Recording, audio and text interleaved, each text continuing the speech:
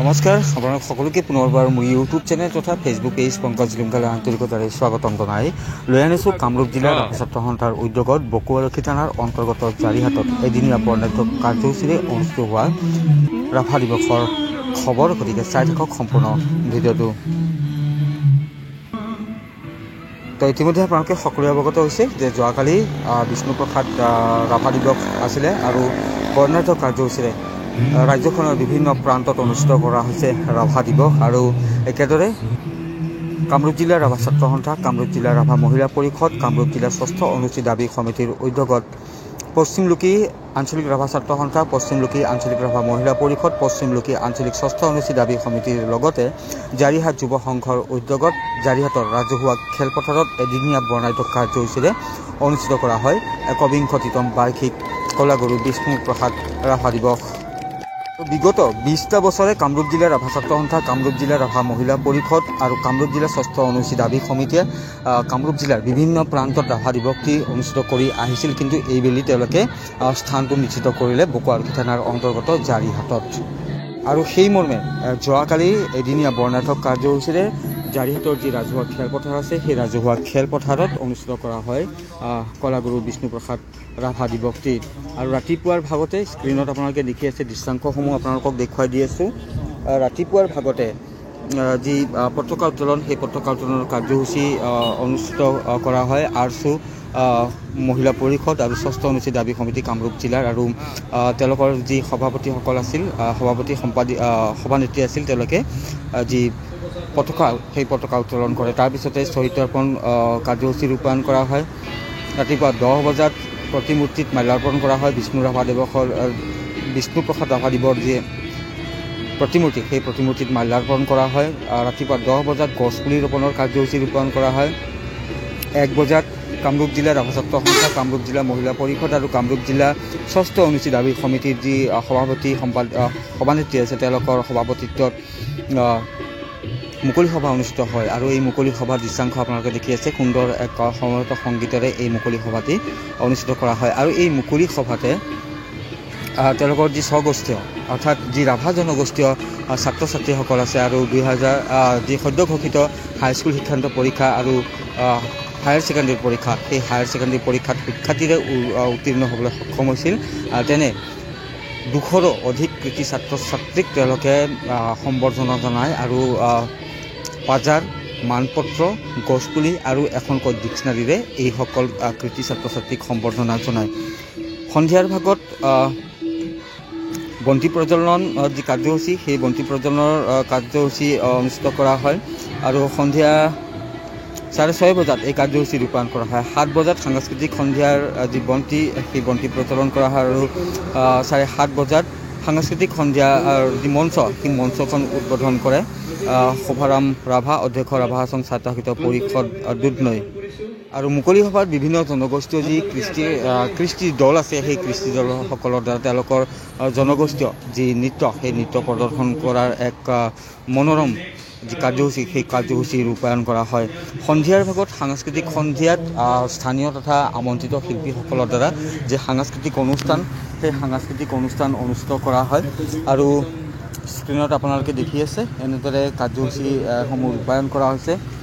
সন্ধিয়াৰ ভাগত যি সাংস্কৃতিক অনুষ্ঠান, সেই সাংস্কৃতিক অনুষ্ঠানভাগি অনুষ্ঠিত হয়। আৰু আমন্ত্ৰিত কণ্ঠশিল্পী হিচাপে আমন্ত্ৰণ জনোৱা হয় জনপ্ৰিয় কণ্ঠশিল্পী ইন্দ্ৰাণী তালুকদাৰ, পাঞ্চনা ৰাভা, বিদিশা ৰাভা, ৰাহুল ৰাভা আৰু ৰোহিত ৰাজক। তেওঁলোকৰ সংগীতা অনুষ্ঠান তাত ৰখা হয়। বিখ্যাত ভায়লিন বাদক দীপু ৰাভাকো আমন্ত্ৰণ জনোৱা হয় তেওঁৰ ভায়লিন বজোৱাৰ যি কাৰ্যসূচী, সেই কাৰ্যসূচী ৰূপায়ণৰ বাবে। স্ক্ৰীণত আপোনালোকে দেখি আছে এয়া হৈছে যি সম্বৰ্ধনা অনুষ্ঠান আছিল কৃতি ছাত্ৰ ছাত্ৰী, সেই কৃতি ছাত্ৰ ছাত্ৰীসকলক সম্বৰ্ধনা জনোৱাৰ কাৰ্যসূচী এনেদৰে ৰূপায়ণ কৰা হৈছে। গছপুলি, মানপত্ৰ, পাজাৰ আৰু তাৰপিছতে ডিক্সনাৰীৰে তেওঁলোকক সম্বৰ্ধনা জনোৱা হয়, উৎসাহিত কৰা হয়। মই বেছি নকওঁ, ভিডিঅ'টো প্ৰায় ২০ মিনিটৰ দীঘলীয়া হয়। আপোনালোকে উপভোগ কৰিব বা দৃশ্যাংশসমূহ চাব। আৰু শেষত কৈ ল'ব বিচাৰিছোঁ যে যদিহে আপোনালোকে অনাগত সময়ত মোৰ ইউটিউব চেনেল তথা ফেচবুক পেজ পংকজ লিমকাৰ জৰিয়তে বিভিন্ন দিশৰ খা খবৰসমূহ জানিব বিচাৰে বা চাব বিচাৰে, তেন্তে ছাবস্ক্ৰাইব কৰি থৈ দিব পাৰে মোৰ YouTube channel Pankaj Limca, follow' কৰি থৈ দিব পাৰে মোৰ ফেচবুক পেজ পংকজ লিমকা।